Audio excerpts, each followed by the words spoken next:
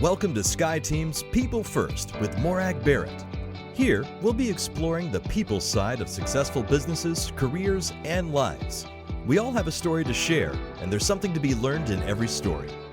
Join us to learn from authors, business leaders, thought leaders, and people just like you to uncover the latest ideas, resources, and tools to help you become more effective at work and life.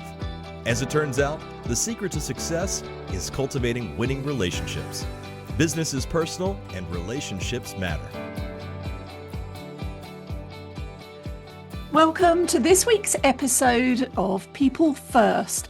And my guest today is Trevor Blondeel, and he personifies my mantra of 2 degrees of separation. Trevor and I were introduced for 2 very good reasons. One, we have a mutual friend in Karen Gibson, and if you haven't listened to that episode of People First, it's a doozy you need to dial in. And we are also both alumni from the Heroic Public Speaking program. So we have so much in common. But when we aren't connecting on People First, Trevor is the founder of Manufacturing Greatness, a podcast and a leadership development firm that helps those in the manufacturing industries to develop leadership, team, and individual skills. His passion is developing future leaders, driving organizational change, improving team engagement, and connecting the top to the shop. But what caught my eye as I was reviewing his website was this quote from Trevor. "Connection is the power that exists between people when they feel seen, heard, and valued." I know we're going to have an amazing conversation today, Trevor. Welcome to People First. Thank you, Morag. That's a great introduction. Thanks for taking the time, and it's been cool getting to know you.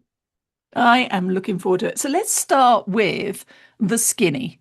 What role have relationships and human connection played in your success? Yeah, so if people describe me a little bit, they'll describe me as likable, and in a humbling way. But just I don't know. I like to people. I'm an extrovert. I'm interested in other people, and in general, I just have I'm not rich financially, but I have some great relationships in my life. And I thought, okay, well, that's cool. That's going to serve me, right? Through going through manufacturing, being a leader.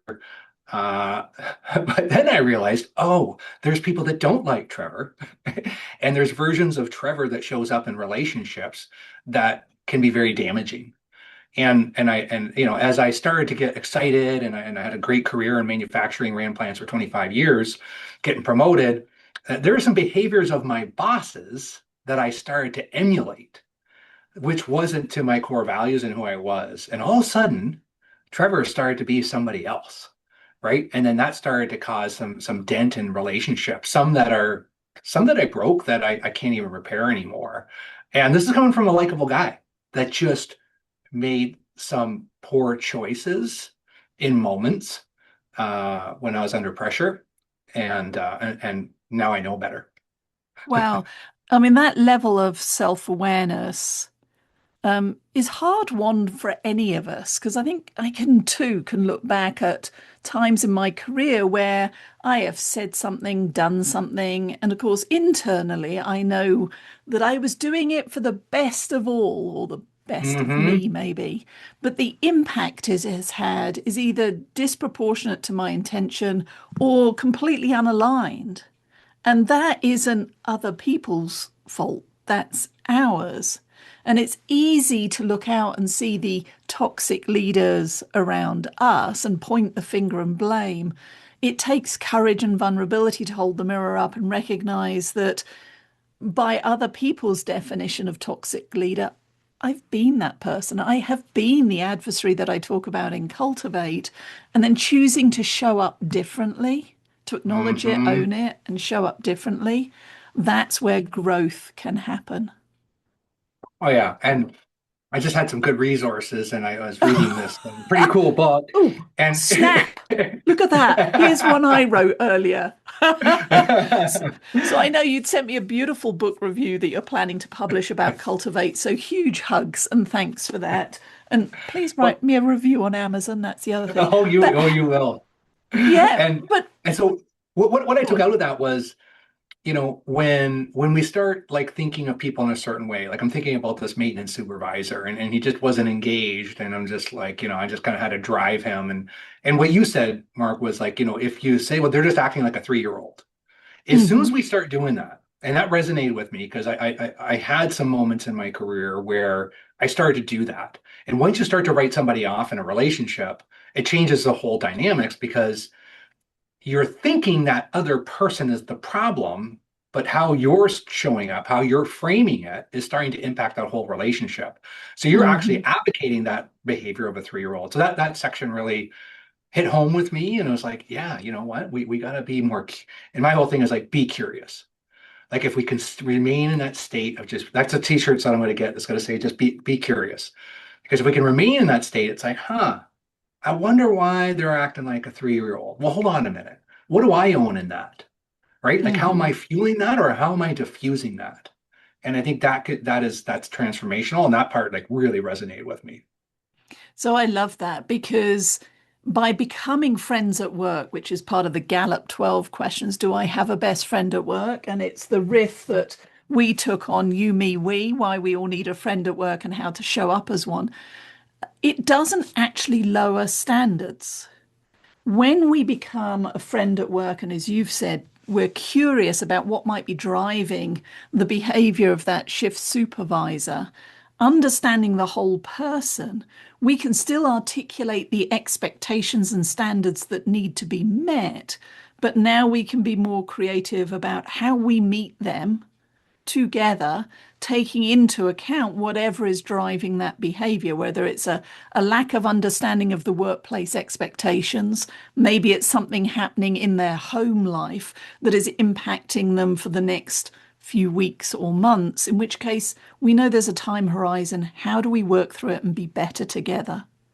Mm, So I'm curious, though, about your journey. You mentioned there the shift supervisor and the work that you do in manufacturing greatness. I know there's a book coming as well. yes, there is. Give us the short pocket history of how did you get where you are today? Because my guess is at 5, as a wee lad, you weren't sitting there going, ooh, I want to be doing leadership and team development in a manufacturing environment and writing my first book. No, and I'm standing right here in this house that's been here for 60 years that my parents, I grew up in, and they're nursery farmers, tree farmers, and they worked all the time. So I had some good foundation there. But there's a point where it's kind of like, I want to make my own money, and I don't want to work this many hours as they do.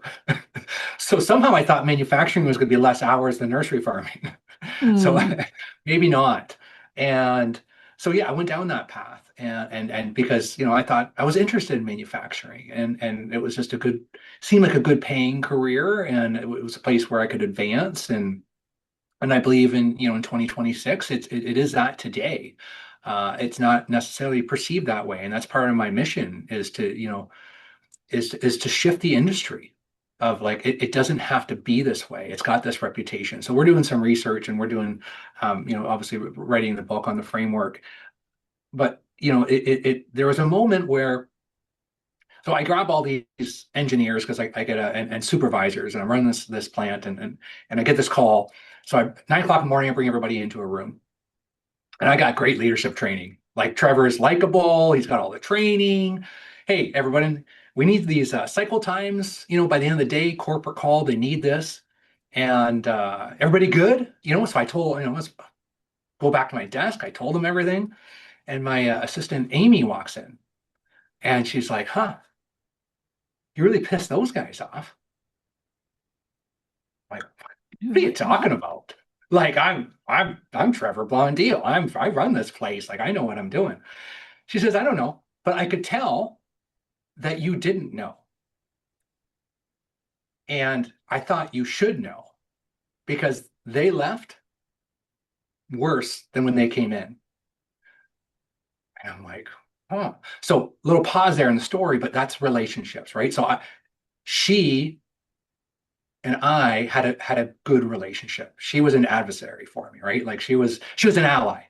Hmm. And and so she just kind of made me think. So I go out there and I talk to one of the supervisors. I said, "Hey, Randy, how's it going?" He's like, "Fine." And I know from your work, you know what Hmm. fine means. Fine is a And the audience four-letter listening word. right now, yeah, that's an F word. And Hmm. uh, and I'm like, okay, what's really going on? He's like, you really want to know? We're having a good day with production. You walk in, do all the talking, spin us all another direction, and we're gonna lose 10% production because of it. And that was humbling. That was a significant emotional event. That was kind of like, that's not who I am. What is going on with me? And this has got this is a problem. So I brought everybody back in and kind of asked some questions, and I had to kind of be humble and realize that another thing that I liked in your book too, you talk about intentions. I like to say perceptions matter more than good intentions. And I would say, well, here's my intention, but our intentions Hmm. don't matter. It's what lands with our relationships that matters. So when I stopped focusing on, well, this is what I intended, and started being more curious on like, oh, I wonder how that landed. Because Amy's not always here to grab me by the Hmm. collar and say, "Hey, Trevor, you're being a jerk." And I don't think you know it. And I think what's powerful about that is it shows that in Amy, you had that best friend at work, the ally, the person who is not just going to celebrate your successes, but as she did, come and speak truth to power, give you the kick in the pants that you needed that says, hey, Trevor, you're being a jerk. And often as leaders, we we aren't. I've yet to meet really any leaders, maybe one or two, that get up in the morning with the intent of being a jerk to cost production 10%. But what No. leaders fail to realize is that when they talk, they create work and they create uncertainty or certainty in those around us. So we could be musing about how we could change the production line, and others will hear that as a command, a request. And before you know Mhm. it, busy work has happened and that was not your intent. So remaining curious and listening, not just for what you've said, but what others have heard, is key. But I'm Mhm. curious. I mean, the manufacturing industry, you've talked about and alluded to it. There are some stereotypes around the teams that and the people that work in a manufacturing industry that lead us to believe that they're not touchy-feely, that likability is great, but that's not what they're here for. So, what are some of the unique challenges that you are helping leaders and teams to overcome in the work that you're doing? Well, whether it's manufacturing or adjacent industries like construction, energy, logistics, it's like it's so much as like what have we done in the last hour? Like, Hmm. it's measured on our safety, our quality, our throughput, our profits. And it's just so the demands are just so heavy. Shareholders are putting pressure on that month end result, right? That maybe the quarter, but we're very short sighted. And you know, when you talk about people first, that's not always the case because we're driving off the spreadsheets because that sometimes drives our behavior. And Hmm. that's the real challenge because there's lots of great people that are making some bad choices. And sometimes they just don't know. Like, for example, I was talking to a plant manager, and a lot of your listeners, have executive teams, and have those relationships.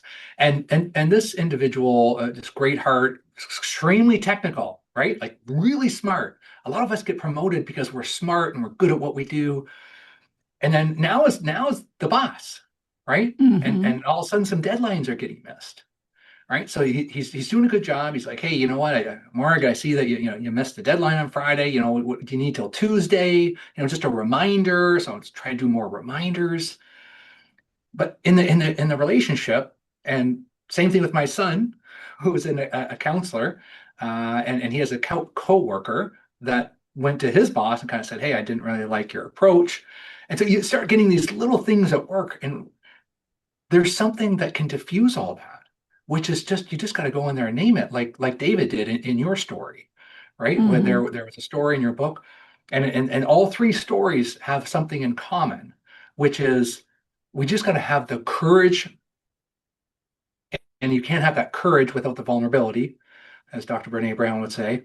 And then when you do that, you say, "Hey, Mark, what's going on?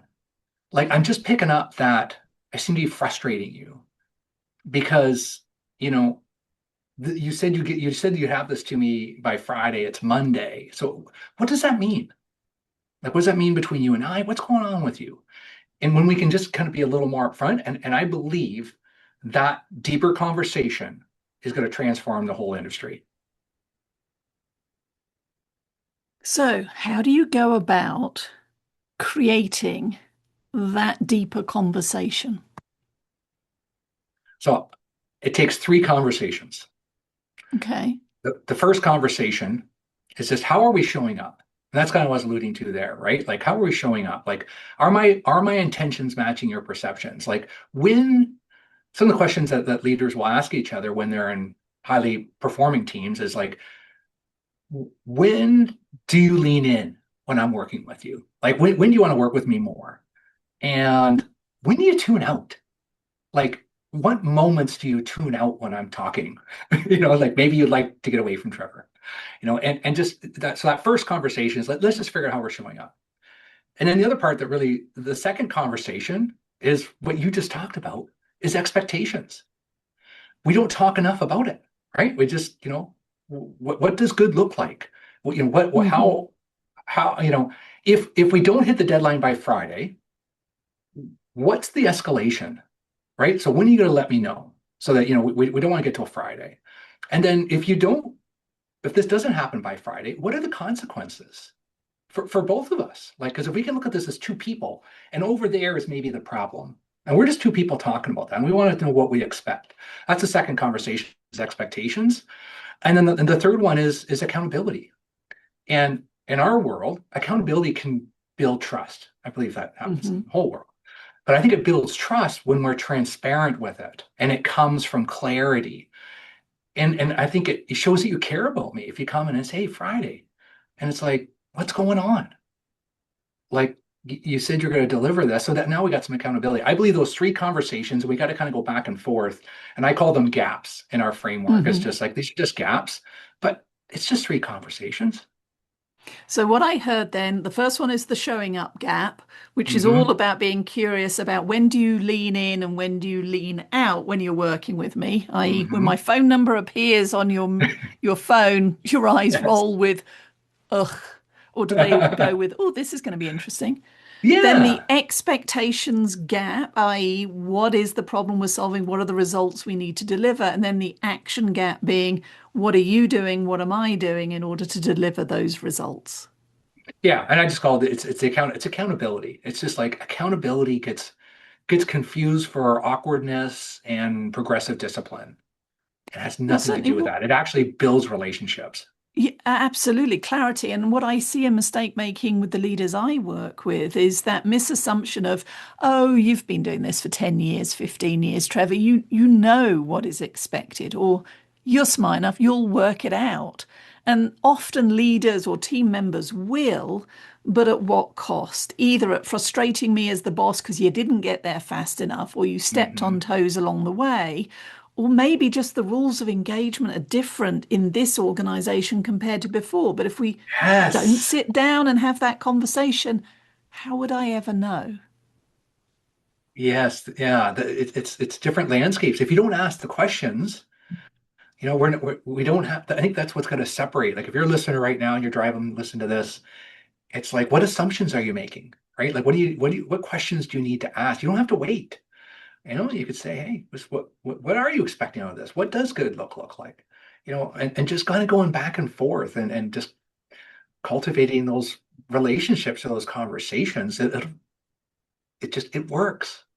It works. I mean, you used a word earlier that made me sit up and take notice. You said it shows them that you care. And care is not a word that gets bandied around very often. So tell me more about why caring at work matters. Yeah, I mean, there's another line that resonated with me. I had a whiteboard in my office, And at Mm-hmm. one point, I wrote it, and I wrote, "Leave your emotions at the door. We have work to do." And what it should have said is, at this point in Trevor's career, he is not having the skill to unpack on what's really going on. So we're going to have a good day instead of a great one. That would have been like Mm-hmm. what the truth was in that statement. And I still can't believe I did that. But anyways, but that's what happens, right? Good people make bad decisions. And I was Mm-hmm. never not a good person, but I just made bad decisions. And when I started thinking that, you know, if you see someone's behavior is different, and just say, hey, what's going on today? Like Mm-hmm. you got a different skip in your step, right? Like all that's all it takes. It's just to make someone feel seen. And that's because I was asked, what's if you said it in one word, what's the problem manufacturing disconnect. Oh, say That's it, more. especially from the top to the shop, right? And you Mm-hmm. got the office to the shop floor, and you get this disconnect or disconnect within the management team. And the solution is just having that deeper conversation, right? Of just kind of unpacking what it is. And so when you think about care, it's like, okay, yeah, this person notices me, that I feel like they want me to be successful. But I also know that they care enough, and that's why in your top tier of relationships, you said that relationship, they're going to give you tough love too, right? So Mm-hmm. they're going to create a better version of yourself to something that you didn't even believe you could do, because they're kind of pushing your buttons a little bit to say, like, I know you can do this, and I'm pushing you for this, not because I want to make it hard for you, it's because I just believe in you, right? And you start doing that, bam, then that gets contagious amongst your management team. It does. And it increases candor and debate because what I have learned, and I'm sure you've seen this too, you mentioned safety earlier on. We had the opportunity with an oil and gas company to work with their roughnecks out on the site, their drilling crews on a safety leadership program. Now, we're not OSHA certified. We're not interested in more checklists. I think that's what they were expecting. But instead, we built a safety leadership program all around the concepts here in Cultivate, Mm, i.e., strengthening the relationships. And you could see when we started, people were a little uncomfortable, but we got them, each of the leaders, to talk about their safety story. We called it a safety stump speech, but essentially what it meant for them and their families to come home safe. And I am not joking, not a dry eye in the house. This brought these workers together in a way that moved from just transactional or the see what that rookie's doing to, oi, Trevor, safety glasses, or whatever it might be, but a willingness to call each other out and to look out for each other. And no, in true seriousness, reportable injuries dropped by 18% within mm. short order. We didn't change the rules, but we did change the relationships, the connection, the sense of belonging that mattered between these crews that came together ad hoc at different Mm. work sites. So Thank you for doing that.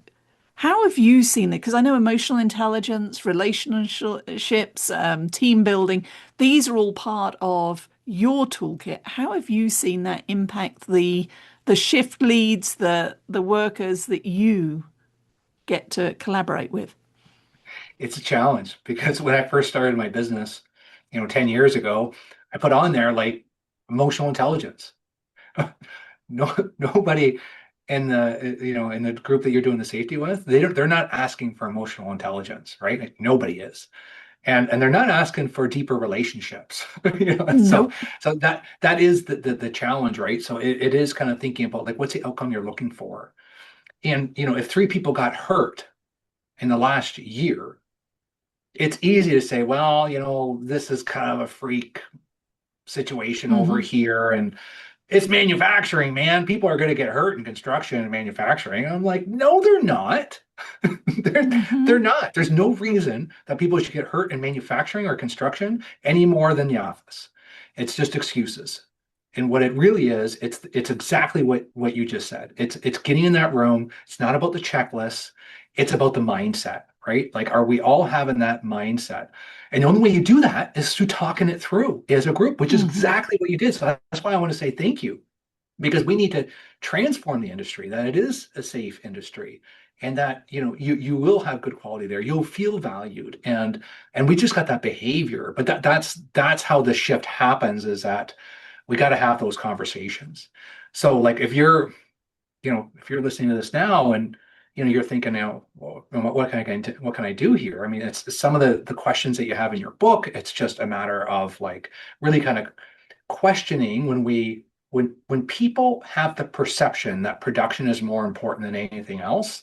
That's all that matters, right? So you got to get in front of that, and it's an and, right? It's an and. It's Hmm. production and safety and relationships, and guess what? We can have it all. We We just got to can invest have it a little all. bit up front. So it is a challenge, right? And that's why when you look at the and you wrote about that too with Gallup and the engagement survey, like manufacturing is 6% lower than any other industry, than the Hmm. average on engagement. That comes from, and I can guarantee you, after you did the work with that company, and you go back and if there's some method of keeping that afloat, keeping that top of mind, then their other statistics or KPIs is what they care about. They're going to get better, and Yeah. and and you need somebody that can see that vision. So, as we come to the end of our time together, what's one message that you hope that listeners or viewers of this episode take away? I just hope that you'll think about maybe one area or maybe just one person that you could maybe just have that conversation about your relationship. And just from the point of like, how am I showing up for you? Right. And what's going well? And just being curious about yourself. Because when that happens, you are much more open to others. And one thing that our mutual coach said to us, Michael Port, Hmm. he's our speech coach that we share, is that it's hard to be a better professional speaker if you're judging other speakers, because you'll have a real hard time getting better. So if we can just kind of like just drop that judgment of maybe why somebody's doing something at your company and be a little bit more curious about maybe yourself Hmm. and focus in that way and go with that intent, I guarantee you that you're going to help that other person, you're going to help yourself, and then everybody else is going to grow around you. That's my wish for the listeners today. All right. And how can people learn more about you and the work you're doing at Manufacturing Greatness? Well, I just switched now my newsletter. If you work in any adjacent industries like construction and logistics, I mean that's really where you get the most benefit. It's just manufacturinggreatness.com/subscribe, and I have that newsletter. That's the easiest way, because then I do have the podcast, and that's gone weekly as well. But I think just the newsletter now is where I'm just going to start giving as much tips as I can to the world, because there's the world needs us, needs all of us to kind of have more content out there. And that's why I'm going to post your book on my website, because the more resources that the listeners have, they're going to resonate with certain paths. And that if we're listening, if we're reading Cultivate, then we might read Manufacturing Greatness too, because there's some parallels or some different connections. So and I'm on LinkedIn too. That's kind of connect with people. So thank you so much. All right, I'll make sure all of that information is in the show notes below. And if you've enjoyed this conversation, make sure you hit that little bell and subscribe. But Trevor, thank you for joining me today and for the work that you do for all the leaders at all levels in the manufacturing industry and beyond. I look forward to future conversations. Appreciate it. Thanks for having me on the show. Thank you so much for joining Morag today. If you enjoyed the show, please like and subscribe so you don't miss a thing. If you learned something worth sharing, share it. Cultivate your relationships today when you don't need anything before you need something. Be sure to follow Sky Team and Morag on LinkedIn, Facebook, Twitter, and Instagram. And if you have any ideas about topics we should tackle, interviews we should do, or if you yourself would like to be on the show, drop us a line at info@skyeteam.com. That's SKYE team.com. Thanks again for joining us today, and remember, business is personal and relationships matter. We are your allies.